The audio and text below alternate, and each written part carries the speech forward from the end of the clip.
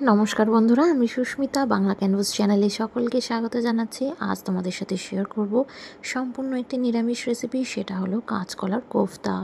যে কোনো নিরামিষ দিনে আমাদের কিন্তু প্রায়শই চিন্তা থাকে যে আমরা কি রান্না করব, আর খালি খালি পনির খেয়ে কিন্তু মুখটা একদম কি বলবো একঘেয়ে হয়ে যায়। বেশি কিছু মশলার প্রয়োজন পড়ে না, আর খুব সহজে তৈরি হয়ে যায়, আর সাধারণ মশলা দিয়ে এটা তৈরি করে নেব। তো চলুন দেখে নেওয়া যাক। প্রথমে আমি কাঁচকলাগুলোকে এইভাবে ছোট ছোট টুকরো করে নিয়েছি, আর আলু আর কাঁচকলাটা একসাথে সিদ্ধ করতে বসিয়ে দিয়েছিলাম নুন দিয়ে। 10 থেকে 15 মিনিট সময় নিয়েছে এইগুলো সেদ্ধ হতে। কাঁচকলা আর আলুটা একদম সেদ্ধ করে নিয়েছি, ঠান্ডা হওয়ার পর নামিয়ে নিয়েছি। আর এখন এইভাবে আমি চোখলাগুলোকে ছাড়িয়ে নিয়েছি, হাত দিয়ে স্ম্যাশ করে নিয়েছি। আপনাদের হাতের কাছে স্ম্যাশার থাকলে স্ম্যাশার দিয়ে স্ম্যাশ করতে পারেন, তবে হ্যাঁ, এমনভাবেই স্ম্যাশ করতে হবে যাতে কোনো ডেলা না থেকে যায়। ভালো করে আমি একদম মতিয়ে নিয়েছি। এবার দিয়ে দিচ্ছি এর মধ্যে 1 চামচ নুন, হাফ চামচ হলুদ গুঁড়ো দিয়ে দিচ্ছি, অল্প শুকনো লঙ্কার গুঁড়ো দিয়ে দিলাম। এবার এর মধ্যে আমি দিয়ে দিচ্ছি অল্প 1 চামচ মতো ধনের গুঁড়ো, 1 চামচ থেকে 1.5 চামচ ব্যবহার করব বেসন। এবার সমস্তটাকে ভালো করে এইভাবে হাত দিয়ে মিশিয়ে নিয়ে আমরা কোফতার আকারে এগুলোকে বানিয়ে নেব। মিশ্রণটাকে খুব ভালো করে এইভাবে যখন মিক্স করবেন, আপনার মনে হতে পারে একটুখানি বেশি চটচটে হচ্ছে, ওটা কলার জন্য হয়। তখন কি করবেন, হাতে কিন্তু সামান্য পরিমাণে তেল লাগিয়ে নেবেন।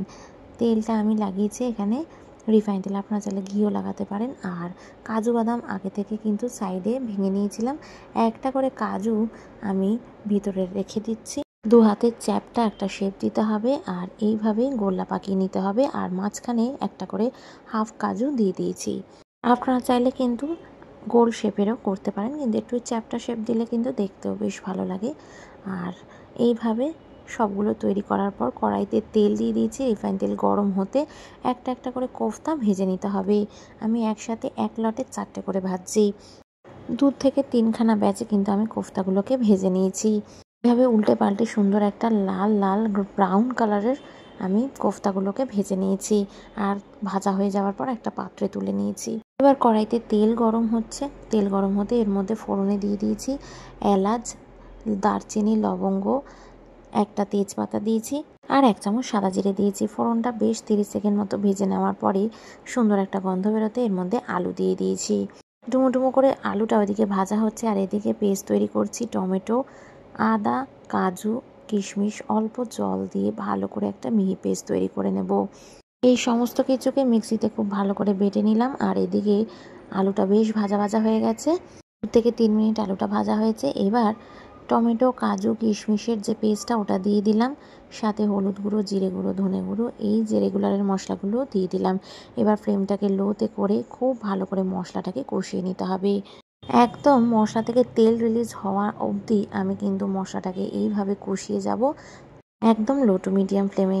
5 থেকে 6 মিনিট আমি কষিয়ে নিয়েছি। এবারে সামান্য পরিমাণে মিক্সি দেওয়া জল দিয়ে আবারও কষিয়ে নিচ্ছি, কারণ মশলা থেকে কিন্তু একদম তেল রিলিজ করে গেছে, আর মশলাটা এবার কড়াইতে লেগে যাবে, তাই জন্য অন্য জল ব্যবহার করেছি। এবার এর মধ্যে কিন্তু পরিমাণ মতো জল দিচ্ছি, উষ্ণ গরম জল ব্যবহার করলাম গ্রেভির জন্য। আর নুন দিয়ে দিয়েছি এখানে 1.5 চামচ মতো নুন দিয়ে নাড়িয়ে চাড়িয়ে এটাকে ঢাকা দিয়ে হতে দিলাম। প্রায় 2.5 কাপ মতো জল ব্যবহার করেছি, কারণ কোফতা কারিতে একটু বেশি জল ব্যবহার করতে হয়, কারণ কোফতা সমস্ত জলটা টেনে নেয়। আলুগুলো মোটামুটি সেদ্ধ হয়ে গেছে, আর ভালোই ফুটিয়ে নিয়েছি একটুখানি ঝোলটাকে হাই ফ্লেমে। এবারে আমি একটা একটা করে ভেজে নেওয়া কোফতাগুলোকে দিয়ে দিচ্ছি। এবার মিডিয়াম ফ্লেমে এটাকে হতে দেবো, আর হালকা হাতে এটাকে একটু নাড়াচাড়া করব। কোফতাগুলোকে একটুখানি ভালো করে ফুটাতে হবে যাতে গ্রেভিটা তার মধ্যে ঢুকে যায়। আর কোফতা কিন্তু এমনিই জল অনেকটা টেনে নেয় আর ওপরের দিকে ভেসে ওঠে। পরিমাণ মতো চিনি দিয়ে দিলাম স্বাদটা ব্যালেন্সে আসার জন্য, আর দিয়ে দিলাম অল্প ধনেপাতা কুচি। মোটামুটি 3 থেকে 4 মিনিট গ্রেভিতে কিন্তু কোফতাগুলো রান্না হয়ে গেছে, আর কোফতাও কিন্তু খুব সুন্দরভাবে ফুলে উঠেছে। আর কোফতা কিন্তু নিজের থেকে নরমও হয়ে গেছে। আর বেশিক্ষণ রান্না করলাম না, গ্যাসের ফ্লেম বন্ধ করে 2 থেকে 3 মিনিট স্ট্যান্ডিং টাইম দিয়ে নিলাম। এবার আমি এটাকে একটা প্লেটে সার্ভ করছি গরম গরম ভাতের সাথে খাবো বলে। ওপর থেকে সামান্য পরিমাণে ধনেপাতা কুচি ছড়িয়ে দিচ্ছি জাস্ট গার্নিশিংয়ের জন্য। দেখতে কিন্তু দারুণ হয়েছে, খুব লোভনীয়, আর খেতেও কিন্তু মারাত্মক ডেলিশিয়াস। আশা করি আমার ভিডিওটা আপনাদের ভালো লেগেছে। বাড়িতে কিন্তু ট্রাই না করলে একদমই বুঝবেন না এতটা টেস্ট হতে পারে। এই গরমে সবসময় মাছ মাংস না খেয়ে এরকম একটা রেসিপি বাড়িতে ট্রাই করেন, দেখবেন এই দিয়েই সমস্ত ভাতটা খেয়ে ফেলছেন আর অন্য কোনো আমিষ রান্নার কিন্তু আপনার প্রয়োজন পড়বে না। আশা করি ভিডিওটা ভালো লেগেছে। ভালো লেগে থাকলে অবশ্যই লাইক, শেয়ার অ্যান্ড সাবস্ক্রাইব করবেন।